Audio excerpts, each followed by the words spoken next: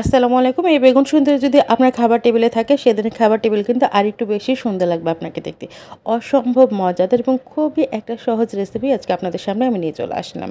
এই বেগুন সুন্দরী ছোটদের পাশাপাশি বড়রা এবং বড়দের পাশাপাশি কিন্তু প্রবীণরাও খুব মজা করে খায়। কারণ এর ওপরটা একেবারেই ক্রিসপি আর ভিতরেটা একেবারেই সফট। এত মজাদার এই খাবারটা, সবচেয়ে বড় কথা হলো এটা দেখতে অসম্ভব সুন্দর লাগে।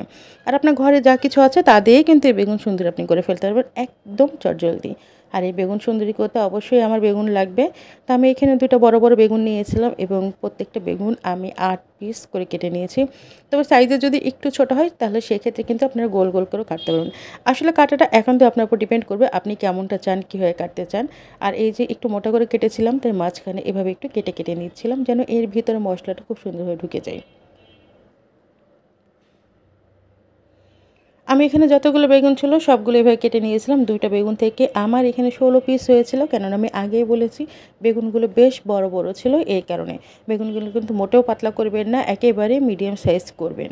এখন একেবারে ঘরে থাকে যে সাধারণ মশলা সেগুলোই দিচ্ছি। দিয়ে দিলাম একটু হলুদ, একটু মরিচের গুঁড়া। যেহেতু আমার বাচ্চারা পছন্দ করে তাই সেক্ষেত্রে কিন্তু আমি খুব বেশি এখানে ঝাল দিইনি। আর সাথে একটু গন্ধটা যেন ভালো আসে এজন্য কিন্তু ধনের গুঁড়া দিলাম। আর দিয়ে দিলাম স্বাদ মতো লবণ। আর সবশেষে একটু করে একেবারে অল্প করে দিয়ে দিয়েছি গোলমরিচের গুঁড়া। এটা একেবারে অপশনাল, যদি আপনারা মনে করেন দিব তো দিব, না হলে পরে না দিলে কোনো প্রবলেম নেই। টেস্ট একটু বাড়ার জন্য এখানে আমি দিয়ে দিয়েছি, এখানে বেশি না খুবই অল্প একটু করে চিনি দিয়ে দিয়েছি, হাফ চামচ মতো। আর হাফ চা চামচ এখানে আদা রসুনের পেস্ট দিয়ে দিয়েছি। সব কিছু দিয়ে এখন খুব ভালোভাবে এটা মাখিয়ে রাখতে হবে।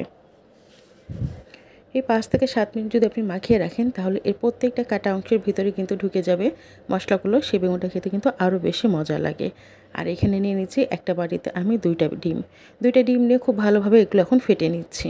ডিমগুলো ফেটে নিতে হবে খুব ভালোভাবে, কোথাও যেন কোনো রকম একঘেয়েমি যে হলুদ বা সাদা অংশের জন্য না থাকে, এজন্য একটু ভালোভাবে কিন্তু ফেটিয়ে নেবেন। আর সাথে অবশ্যই বেগুন সুন্দরের জন্য লাগবে আমার এখানে ব্রেড ক্রাম্বস। আমি এখানে অরেঞ্জ কালারটা নিয়েছি। আপনি যদি ইচ্ছা করেন এখানে সরাসরি বিস্কিটের গুঁড়া কিংবা হোয়াইট ব্রেড ক্রাম্বস যেটা থাকে সেটা দিয়েও আপনি করতে পারেন। আর খুবই সহজ প্রসেস। এই তো ডিমের মধ্যে বেগুনগুলো একটু করে ডিপ করে ব্রেড ক্রাম্বে খুব সুন্দর করে চেপে চেপে ধরলে, শুকনো হাতে চেপে ধরবেন বা চামচ দিয়ে অনেকেও করতে পারেন।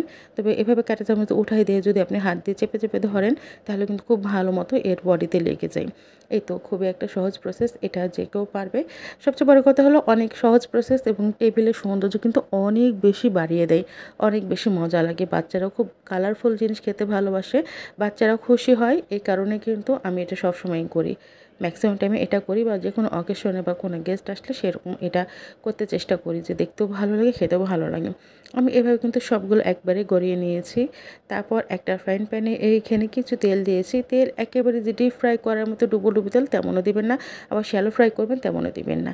একটু বেশি তেল দিতে হবে, তবে ডিপ ফ্রাই করার মতো না। এই তো একটু মাঝ বরাবর তেল দিয়ে হালকা আছে এইটা গরম করে নিয়ে বেগুনের এপিঠ ওপিঠ খুব ভালো করে আপনি ভেজে নেবেন।